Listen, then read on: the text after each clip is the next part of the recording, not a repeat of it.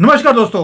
जो हमने बात किया था कि एक सनातन वेंचर कैपिटल फर्म हम शुरू करने वाले हैं, वो शुरू हो चुकी है। और साथ में ये जो तीन महारथी, नहीं बोलूँगा, तीन लोग जो बैठे हैं, अब इन्होंने टीम अप कर कर ये सारा मुहिम शुरू कर दिया है कि किसी भी सनातनी के पास पूरी दुनिया में कोई भी ग्रेट आइडिया है जिसको वो आगे लेके जाना चाहते हैं, या आपकी ऑलरेडी चलती हुई कंपनी है जिसमें आप इन्वेस्टमेंट चाहते हैं उसे नेक्स्ट लेवल तक ले जाने के लिए, we are ready to fund their projects. इसके ऊपर बात करेंगे। ईशांत जो हमारा ये गैंग का मास्टर लीडर है, इसी से आज पूरी गुफ्तगू करेंगे कि वे पैसे लेने हैं तो कैसे लेने हैं, ये होता क्या है, चलता कैसे है, दिक्कत कहाँ आती है, और कितने पैसे मिल सकते हैं आपको अपने वेंचर को आगे लेके जाने के लिए। ईशांत जी एंड मिड्डा जी, दोनों को बहुत बड़ा जय सिया राम। जय सिया राम सुमित जी, जय सिया राम। ईशांत जी, जय सिया राम तो बोलना बनता ही है, और जो सुन रहे हैं आपको भी डालना पड़ेगा जय सिया राम, क्योंकि आज सनातनियों के लिए वीडियो है। पहली बात तो ये ईशांत जी, बहुत लोग पूछते हैं कि भाई वेंचर कैपिटल, प्राइवेट इक्विटी और लोन, इसकी बात तो हम कर रहे हैं, तीनों में फर्क क्या है? तीनों में कुछ देखा जाए तो फर्क देखा जाए तो मोटा मोटी निकलता है प्राइवेट इक्विटी में और लोन में। सिर्फ इतना ही फर्क है, प्राइवेट इक्विटी के अंदर आप अपनी ऑलरेडी एग्जिस्टिंग कंपनी में से एक शेयर देते हो उस लेंडर को जिससे आप पैसा ले रहे हो, चाहे वो 10% हो, वो उसकी एक वैल्यूएशन रिकॉग्नाइज की जाती है। सपोजिटली आप 1 करोड़ लेने आए हो, कंपनी की वैल्यूएशन लगाई ली आपने 10 करोड़ रुपए, तो उस हिसाब से वो 10% बन जाता है कि 10% कंपनी की हिस्सेदारी अब उस लेंडर की हो चुकी है। प्राइवेट इक्विटी में एक बेसिक सा फंडा ये है। लोन में, लोन जो है वो बेसिकली वो इंटरेस्ट पे हो जाता है कि हाँ मैं 1 साल के लिए या 6 महीने के लिए इतना पैसा दे रहा हूँ, चाहे प्राइवेट इंडिविजुअल से लो, चाहे एनबीएफसी से लो, चाहे बैंक से लो। वो एक सेट इंटरेस्ट पे होता है जो 9.5% से लेकर 26% तक वेरी कर जाता है। बिल्कुल सही है सर। जो ये आपने अभी बताया मुझे कि वेंचर कैपिटल में या प्राइवेट इक्विटी में इक्विटी अपने कंपनी की देनी पड़ती है, और जो बात आदमी जैसे हम लोग अगर पैसे लगाएंगे तो उतने परसेंटेज की 5-10%, 20% जितना भी आपने इक्विटी बेचा है उतने की हिस्सेदारी हमारी हो जाएगी। तो हम भी साथ में बैठकर उस कंपनी को आगे भी लेके जाएंगे, और साथ में ये भी देखेंगे कि जो पैसा मिला है उसी काम के लिए लग रहा है या नहीं लग रहा। बिल्कुल सही है। बिल्कुल सही बात है।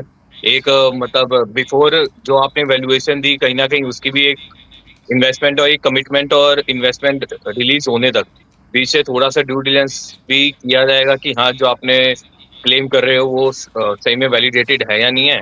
प्लस जब एक बार मनी आएगा तो बीइंग अ फंड मैनेजर्स हम लोग भी काफी हद तक हमारी रिस्पॉन्सिबिलिटी भी आ जाती है कि, और स्ट्रेटेजी पे भी हम लोग हेल्प करेंगे कि हाँ जो पैसा लग रहा है वो सही जगह लग रहा है, और जो इन्वेस्टर ने पैसा डाला है या किसी लेंडर ने पैसा दिया है तो उसको एक तरीके से वापस मिल जाए, उसे एक प्रॉफिटेबल वे में उसको वापस मिले, और साथ में कंपनी की भी ग्रोथ हो और वो भी नेक्स्ट स्टेज पे जाए, चाहे वो प्री आईपीओ हो, चाहे नेक्स्ट स्टेज की फंडिंग हो या आईपीओ।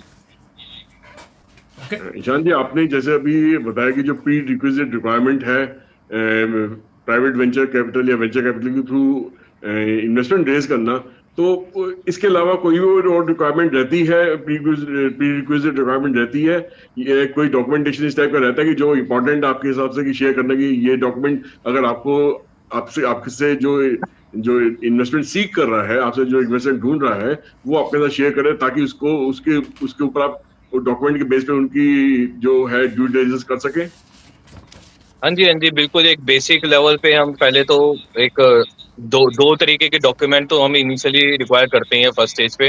जो एक नॉर्मल आपका ये कह लो कि बिजनेस डिस्क्रिप्शन या पीडी वो होता है, पीपीटी होता है आज की डेट में, प्रेजेंटेशन भी उसे कहते हैं, कि आप क्या करना चाह रहे हो, कैसे करना चाह रहे हो, और उसके फाइनेंशियल रोड मैप्स क्या हैं और किस तरीके से आप उसे अचीव करोगे। ये बेसिक डेटा हो उसमें, और अभी तक की एक आपकी balance sheet. Being a VC firm हम लोग टारगेट करते हैं कि मिनिमम 12 मंथ्स का तो रेवेन्यू कर रखा हो आपने। अच्छा, यानी कि कंपनी ऑलरेडी चल रही हो तो फाइनेंशियल्स प्लस आगे के जो प्रोजेक्शंस हैं, क्या करना चाहते हैं, कौन सा आप आइडिया को लेके जाएंगे, कैसे इसे एक्सपैंड करेंगे पूरे इंडिया में या पूरे भारत, पूरे वर्ल्ड में, उसका प्लान चाहिए साथ में। और अगर हमें लगेगा कि ये ठीक है तो उसके बाद उसकी वेरिफिकेशन की जाएगी और पैसे मिल जाएंगे। बिल्कुल सही बात हाँ है। जी, बिल्कुल सिंपल वे से सही बात आपने है। समझा दिया। लेकिन लेकिन सर, आपने बताया कि किसी की कंपनी चल रही है तो वेंचर मिल जाएगा, लेकिन किसी के पास कोई अभी नया आइडिया है, कोई बच्चा निकला है, उसने कोई चीज़ को डिस्कवर कर लिया, इन्वेंट कर लिया, कुछ भी कर लिया, अब उसके पास ना तो बैलेंस शीट है, ना कोई ट्रैक रिकॉर्ड है, बस सपने हैं। अब सपनों को आप पूरा कैसे करवाएंगे एक स्टार्टअप के लिए? एक स्टार्टअप के लिए ये क्वेश्चन जरूर अच्छा है, लेकिन एक सपने में और एक बिजनेस में बहुत बड़ा अंतर होता है। एक एटलीस्ट जो आपका आइडिया है, आपने उसको एटलीस्ट एक मिनिमलिस्टिक स्टेज तक जो एक होता है प्रोडक्ट मार्केट फिट, एटलीस्ट ये टेस्ट आपने कर रखा हो कि आपकी मार्केट आपके प्रोडक्ट के लिए रेडी है या नहीं, और आपका एक MVP, मोस्ट वायबल प्रोडक्ट जिसे हम कहते हैं, ये दो चीजें आपकी तैयार है, तो वो एक स्टेज होती है जहाँ पे हमारी इंडियन गवर्नमेंट ने भी मल्टीपल ग्रांट्स निकाले हैं। More than 45 schemes of grant है, इंक्लूडिंग जो हमारे लोन फॉर्म में भी है, मे बी MSME लोन्स के तरीके से भी एक दूसरा चैनल एक और है ग्रांट्स के अलावा। तो इसके लिए भी हम हेल्प कर सकते हैं उनको ग्रो, ये चीज आइडेंटिफाई करने में। लेकिन हाँ, जहाँ MSME लोन की आएगी वहाँ पे भी प्री रिक्विजिट है कि आपको कुछ मंथ्स का रेवेन्यू जनरेट होना चाहिए। और जो आइडिया वाली बात आपने कही, अगर वो ग्रांट के लिए जाना है तो एटलीस्ट MVP और प्रोडक्ट मार्केट फिट, ये दो टेस्ट उनको अपने कर लेने चाहिए। जस्ट आपके दिमाग में एक आइडिया, उसके लिए फंड नहीं मिलता, वो हर दिमाग में एक आइडिया है। दुनिया की आबादी 850 करोड़ की है, 850 करोड़ आइडिया है। अब हर आइडिया को नहीं स्पॉन्सर कर सकते या फंड कर सकते। बिल्कुल सही बात है। यानी कि स्टार्टअप के लिए हल्का सा प्रोटोटाइप बनाना जरूरी है। ये नहीं कि दिमाग में आइडिया है कोई फंडिंग कर देगा, ऐसा नहीं होता है। बहुत अच्छी तरह समझाया आपने, so thank you so much sir. कोई और क्वेश्चन इनके लिए? जी हाँ, एक क्वेश्चन और भी मेरे दिमाग में कि ईशान जी ये बताइए कि जो भी स्टार्टअप या जो एक ग्रोथ स्टेज में कंपनी है, जब वो वेंचर कैपिटल से या प्राइवेट वेंचर से अगर अपने लिए इन्वेस्टमेंट सीख करती है, तो कितना आसान या मुश्किल रहता है उसको ये वेंचर मतलब ये इन्वेस्टमेंट मिलना? क्योंकि मार्केट में एक धारणा ऐसी है कि आसानी से इन्वेस्टमेंट नहीं मिल पाती, उसके लिए बड़े पापड़ बेलने पड़ते हैं। क्या इस पे कुछ सच्चाई है? कि पापड़ तो बेलने पड़े, आप पापड़ नहीं बेलेंगे तो मतलब धंधा कैसे करना है? पापड़ तो बेलने पड़ेगा, क्योंकि एंड ऑफ द डे आप जिससे पैसा लेने जा रहे हो वो उनका भी हार्ड अर्न मनी है। तो वो जस्ट बिकॉज आप उनके पास गए हो, मुंह उठा के गए हो, या बिल्कुल एक प्रेजेंटेशन लेके चले गए हो, सिर्फ उसके बेसिस पे कोई आपको पैसा तो देगा नहीं। और उसके अंदर आपको बहुत सारी नेगोशिएशंस भी लगती है और स्ट्रेटेजिक अलाइनमेंट भी लगती है कि जो बंदा आपको पैसा दे रहा है कि वो वहाँ पे आपकी कंपनी अगर पैसा लगाया तो वो कहाँ स्टैंड कर रहा है। Not only as per ownership, अगर आपके प्रोडक्ट या आपकी सर्विस कंपनियां उसको अगर ग्रो हो रही है, या उसकी मेंटरशिप लग रही है या नहीं लग रही, या उसकी एग्जिस्टिंग कंपनी में आपकी कंपनी का कोई फायदा हो रहा है नहीं हो रहा है। बहुत सारे रीजंस हैं जिसको एक VC या एक इन्वेस्टर जो है वो अपने दिमाग में रखता है इन्वेस्ट करने से पहले। या किसी एक रजिस्टर्ड फंड्स होते हैं जो एक VC की एक नेक्स्ट स्टेज होती है रजिस्टर फंड के तौर पे, यहाँ तो वो एज अ बैंक के तौर पे उनके साथ मनी लगा रखा होता है। वो फिर VC की रिस्पॉन्सिबिलिटी आ जाती है फंड को पूरा मैनेज करना और इस तरीके से पूरी स्ट्रेटेजीज वगैरह मेक करना, और साथ में वो एग्जिट प्लान करके अपने इन्वेस्टर को एग्जिट देते रहना।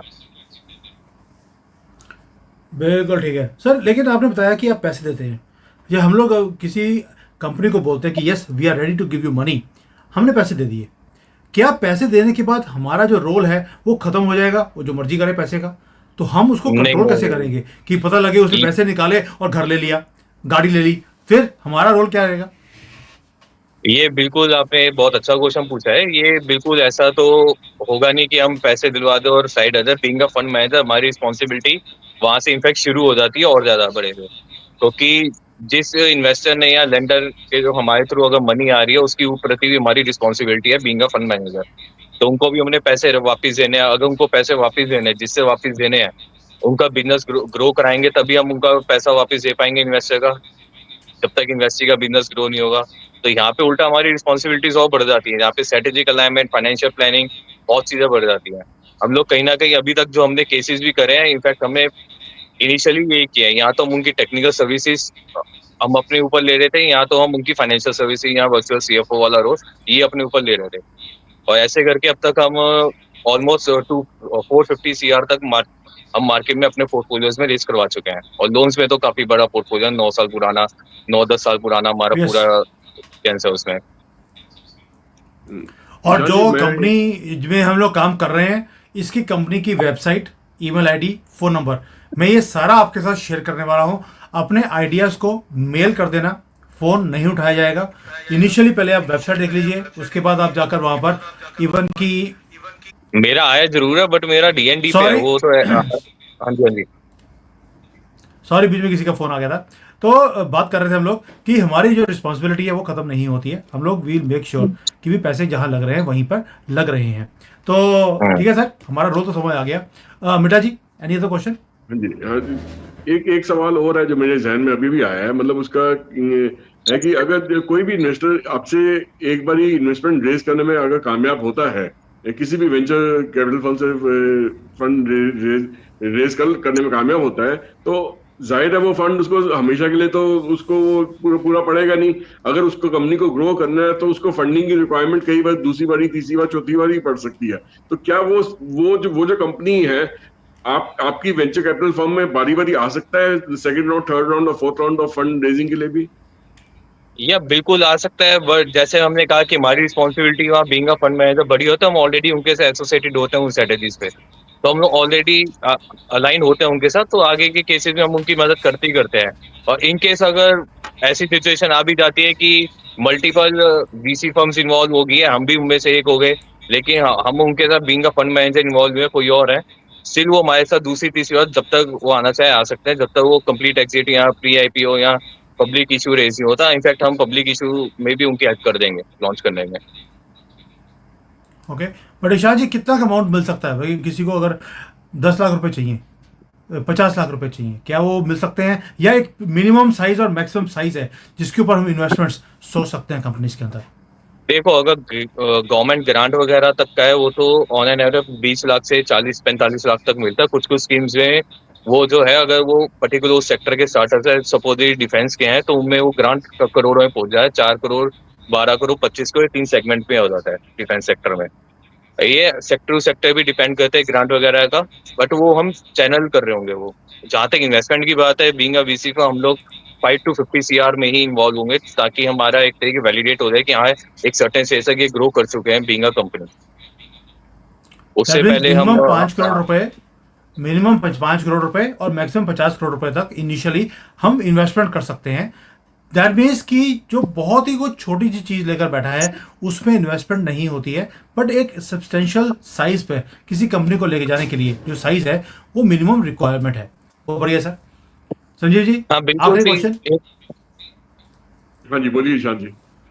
मैं यही कह रहा था, बिल्कुल सही कह रहे हो सुमित जी, कि हाँ एक सर्टेन स्टेज पे होनी चाहिए। ऐसा तो कुछ होता नहीं, मतलब मेहनत सारे करें, कोई छोटी चीज या बड़ी चीज ऐसा नहीं है, बट हाँ एटलीस्ट एक सर्टेन स्टेज तक आप अपने प्रोडक्ट को टेस्ट कर चुके हो या बिजनेस को टेस्ट कर चुके हो कि हाँ मैंने जो शुरू किया था उसको लोग अपना रहे हैं, अब मेरे को यहाँ से ग्रो करना है। उस ग्रोथ स्टेज पे हम लोग उनकी जरूर हेल्प करेंगे, और आगे वाली स्टेजेस पे भी हम उनकी हेल्प करेंगे। ईशान जी, एक सवाल और पूछना चाहूंगा आपसे, और ये शायद मेरा आखिरी सवाल रहेगा। तो इसमें ये है कि देखिए, जब भी जो भी वेंचर कैपिटल फर्म जब कंपनी के अंदर जिस भी कंपनी में इन्वेस्ट करती है, तो वो उसके उसके जहन में ये भी रहता है कि उसको किस स्टेज पे जाके उस वहां से एग्जिट लेना है। तो वो एग्जिट प्लान किस तरीके से प्लान करा जाता है? वो एग्जिट प्लान ज्यादातर जनरली कितने सालों में होता है कि जो जिसके बारे में जो कंपनी जो इन्वेस्टमेंट उठा रही है, उसको ध्यान रहना चाहिए हाँ इतने साल में इन्वेस्टर ये यहाँ से एग्जिट करेंगे, तो मेरे को उसकी पूरी तैयारी रहनी चाहिए, तब तक मेरे पास इतना रेवेन्यू जनरेट होना चाहिए कि ये आराम से एग्जिट यहाँ से कर सके।